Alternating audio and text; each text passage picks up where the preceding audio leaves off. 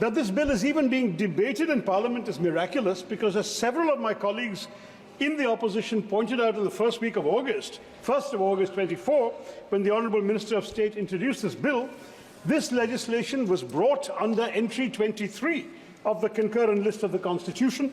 Now, Mr. Speaker, you don't have to be a constitutional expert to realise that social security and social insurance, employment and unemployment, which is the subject of entry 23, does not even remotely cover disaster management.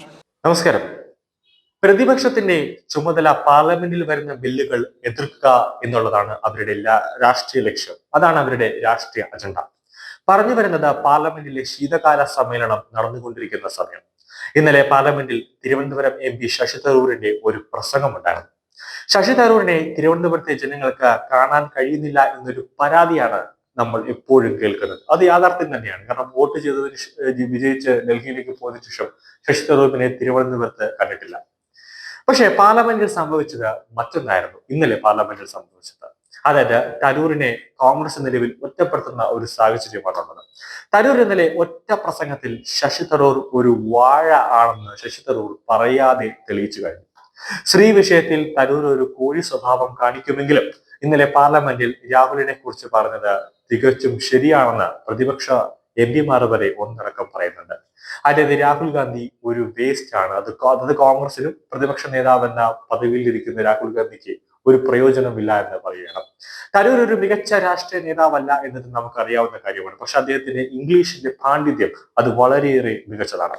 ഇന്നലെ ദുരന്ത നിവാരണ ഭേദഗതി ചെയ്തുകൊണ്ട് പാർലമെന്റിൽ അവതരിപ്പിച്ച ബില്ലിൽ പങ്കെടുത്തുകൊണ്ട് തരൂർ ഒരു പ്രസംഗം നടത്തി.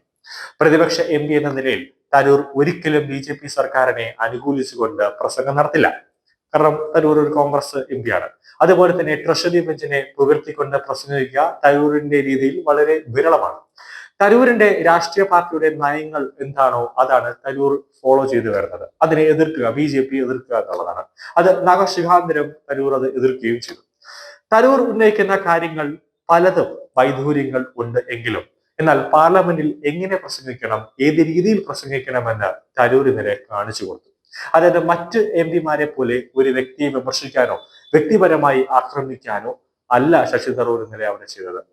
കാര്യങ്ങൾ പോയിന്റ് ഇട്ട് ആ ബില്ലിൽ ശശി തരൂരിന് എന്താണോ പറയാനുള്ളത് അത് ഡൈസിൽ നോക്കി, സ്പീക്കറെ നോക്കി അത് എല്ലാവരോടും പറയുകയും ചെയ്തു. ഇത് ശശി തരൂർ എന്തുകൊണ്ടാണ് ഇത് കാണിച്ചതെന്ന് പറഞ്ഞു കഴിഞ്ഞാൽ രാഹുൽ ഗാന്ധിക്ക് നേരെയാണ് ശശി തരൂർ ഇത് കാണിച്ചത്. അതായത് ഇന്ത്യയുടെ പ്രതിപക്ഷ നേതാവ് രാഹുൽ ഗാന്ധിയുടെ പ്രസംഗം എപ്പോഴും സഭയെ അപമാനിക്കുന്നതും മറ്റ് പ്രതിപക്ഷ നേതാക്കൾക്ക് പോലും അപമാനം ഉണ്ടാക്കുന്ന തരത്തിലാണ്. ഒരു വിഷയത്തെ വ്യക്തമായി പഠിക്കാതെ അതിലൊരു ഗാർഹികമായി അതൊരു ആഴത്തിലേക്ക് ഒരു റിസർച്ച് നടത്താതെ രാഹുൽ ഗാന്ധി വന്നിരുന്ന് ഒരു വിഷയം തുടങ്ങിക്കഴിഞ്ഞാൽ അവസാനം ചെന്ന് എത്തുന്നത് വേറെ ഏതെങ്കിലും വിഷയത്തിലേക്കായിരിക്കും. അവസാനം പ്രധാനമന്ത്രി നരേന്ദ്രമോദിയെ ആക്രമിച്ചാൽ അല്ലെങ്കിൽ അമിത്ഷായെ ആക്രമിച്ചാൽ ഞാൻ വലിയ ആളാകും അല്ലെങ്കിൽ മാധ്യമ ശ്രദ്ധ നേടും എന്നൊക്കെ ഒരു വിചാരമാണ് രാഹുൽ ഗാന്ധിക്കുള്ളത്. അതാണ് അങ്ങനെയൊന്നും ചെയ്യാൻ പാടില്ല എന്നാണ് ശശി തരൂർ രാഹുൽ ഗാന്ധിയോട് ഇന്നലെ പറയാതെ പറഞ്ഞത്.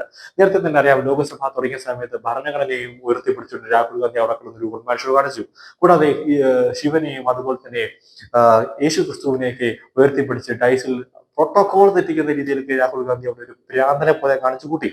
അതുപോലെ ഇപ്പോ ഈ വർഷം നടന്ന ബഡ്ജറ്റിൽ ധനകാര്യ മന്ത്രി അവിടെ നിർമ്മല സീതാരാമൻ അവരുടെ മിനിസ്ട്രി ഓഫ് ഫിനാൻസിൽ അവരുടെ കേന്ദ്ര ധനകാര്യ മന്ത്രിയുടെ ഓഫീസിലേക്ക് ഒരു ഹൽവ സെറമണി ഉണ്ടായിരുന്നു. അതിൽ OBC കാരില്ല, SC കാരില്ല, ST കാരില്ല എന്നൊക്കെ പറഞ്ഞിട്ട് രാഹുൽ ഗാന്ധി പാർലമെന്റിൽ ഒരു ഷോ കാണിച്ചു.